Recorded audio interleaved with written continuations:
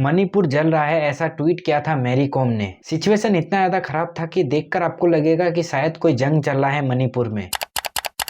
इस घटना की वजह से अभी तक 60 लोग मारे जा चुके हैं और 200 लोग घायल हैं और इसमें 1700 घरों को जला दिया गया है, जिसकी वजह से 35,000 लोग बेघर हो चुके हैं। लेकिन मणिपुर में ऐसा हुआ क्या कि मणिपुर में इतना ज्यादा वायलेशन हो गया, समझने की कोशिश करेंगे इस वीडियो में। तो ये है मणिपुर और ये है मणिपुर का हिल रीजन जो ज्यादातर पहाड़ी एरिया है और ये हिल रीजन मणिपुर को 90% कवर करता है और इन हिल रीजन में नागा और कुकी ट्राइब्स के लोग रहते हैं जो मणिपुर का 35% पॉपुलेशन है और इस ट्राइब्स के लोग ज्यादातर क्रिश्चियनिटी को फॉलो करते हैं। और ये है वैली प्लेट जो मणिपुर के 10% हिस्से को कवर करता है और इस हिस्से में मैतीज लोग रहते हैं जो ज्यादातर हिंदू और मुस्लिम रिलीजन को फॉलो करते हैं और ये मणिपुर का 65% पॉपुलेशन है। यानी एक तरफ हिल रीजन जिसमें नागा और कुकीज लोग रहते हैं, वही दूसरी तरफ वैली प्लेट जिसमें मैतीज लोग रहते हैं। यही कारण है जिसकी वजह से दोनों ट्राइब्स के बीच प्रॉब्लम होते रहता है, क्योंकि दोनों ट्राइब्स का कल्चर अलग अलग होता है। क्योंकि इन लोगों के बीच ये प्रॉब्लम कोई नया नहीं है, बहुत पुराना प्रॉब्लम है ये। तो जब 1949 में मणिपुर इंडिया में शामिल होता है,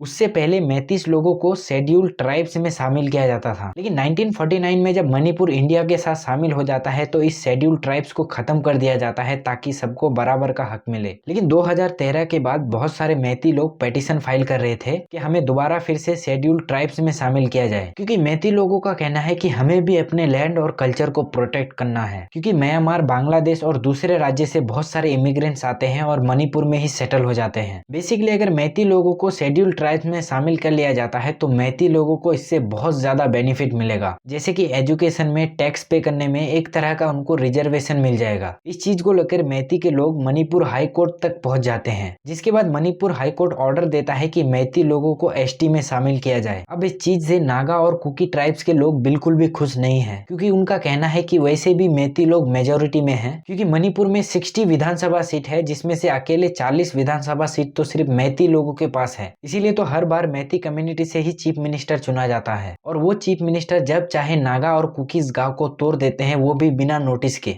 और वैसे भी मैती लोगों के पास पॉलिटिकल और इकोनॉमिक पावर है, ऐसे में उन्हें क्यों एसटी में शामिल किया जाए? ऐसे में उन्हें अगर एसटी में शामिल कर लिया जाए तो हमारे पास जितना भी पावर है वो तो कम हो जाएगा ना, जिसकी वजह से और जो बचा कुचा हुआ जॉब है वो भी उनके पास चला जाएगा, जिससे हमें आगे चलकर बहुत ज्यादा प्रॉब्लम फेस करना होगा। और कुछ मैती लीडरों ने ये तक भी कहा है कि नागा और कुकीज लोग एक्चुअली में रेफ्यूजी हैं। लेकिन नागा और कुकी लोग कहते हैं कि हम लोग कोई रेफ्यूजी नहीं है, बल्कि हम लोग तो बहुत सदियों से रह रहे हैं हिल रीजन में, तो हम लोग कैसे रेफ्यूजी हुए? इसीलिए लोग इस चीज के खिलाफ प्रोटेस्ट करना शुरू कर देते हैं। और मणिपुर में एक डिस्ट्रिक्ट है चूराचंदपुर, उस डिस्ट्रिक्ट में पुलिस ने सख्त ऑर्डर दिया था, लेकिन लोग उस ऑर्डर को नहीं मानते हैं और प्रोटेस्ट को कंटिन्यू रखते हैं। इनफैक्ट ये प्रोटेस्ट इतना ज्यादा बढ़ जाता है कि जो मणिपुर के चीफ मिनिस्टर है बीरेंद्र सिंह, वो एक रैली में जा रहे थे, लेकिन जहां पर ये रैली होने वाला था उस स्टेज को रात में ही जला दिया जाता है, जिसके बाद इस प्रोटेस्ट में वायलेंस होना शुरू हो जाता है। ये वायलेंस तब बहुत ज्यादा बढ़ जाता है जब लोगों के बीच ये अफवाह फैलने लगता है कि मैतीस लोगों ने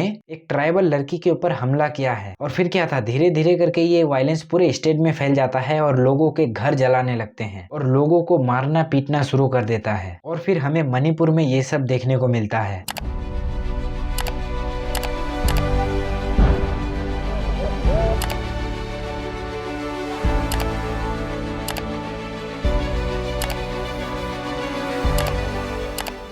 जिसके बाद मैरी कॉम ये ट्वीट करता है कि मेरा स्टेट जल रहा है और हमारे देश के प्राइम मिनिस्टर और अमित शाह से मदद मांगता है। लेकिन मैरी कॉम को क्या पता कि हमारे देश के प्राइम मिनिस्टर और अमित शाह कर्नाटक के चुनाव में इतना ज्यादा बिजी है कि उन्हें ये सोचने का टाइम तक नहीं मिला। जिसके बाद पूरे स्टेट में इंटरनेट को शट डाउन कर दिया जाता है और वायलेशन को रोकने के लिए आर्मी को बुलाया जाता है। सिचुएशन इतना ज्यादा खराब था कि आर्मी को देखते ही शूट आउट का ऑर्डर दिया गया था, जिसके बाद अब जाकर ये वायलेंस खत्म हुआ है। लेकिन इसकी वजह से 35,000 लोगों को अपना घर छोड़ना पड़ा। लेकिन हमारे देश के मीडिया ये सब चीज आपको नहीं दिखाएगा। हाँ, ऐसे बहुत से छोटे मोटे न्यूज चैनल वाले हैं जो इस न्यूज को कवर कर रहे हैं और कुछ न्यूज चैनल वाले इसमें धर्म का एंगल ढूंढने की कोशिश कर रहा है। एग्जाम्पल के तौर पे आप ये जी न्यूज देख लीजिए। अब नहीं बच पाएंगे हिंसा करने वाले रोहिंग्या मुसलमान। मणिपुर में रोहिंग्या मुसलमानों ने फैलाई हिंसा, क्योंकि जब तक इन जैसे न्यूज वाले को किसी न्यूज में धर्म का एंगल नहीं मिल जाता है तो उन्हें कोई न्यूज दिखाने में कोई मजा नहीं आएगा और उनका टीआरपी कैसे भरेगा। अब ये न्यूज चैनल वाले आपको ये नहीं दिखाएंगे कि जो 35,000 लोग बेघर हो चुके हैं उनका क्या होगा। ये लोग तो कोई मुकेश अंबानी या अडानी तो है नहीं कि एक जगह घर जला दिया तो हम लोग दूसरे जगह जाकर उससे भी ज्यादा बड़ा घर बनाएंगे। कि सरकार आने वाले टाइम में इन लोगों के लिए क्या करने वाला है।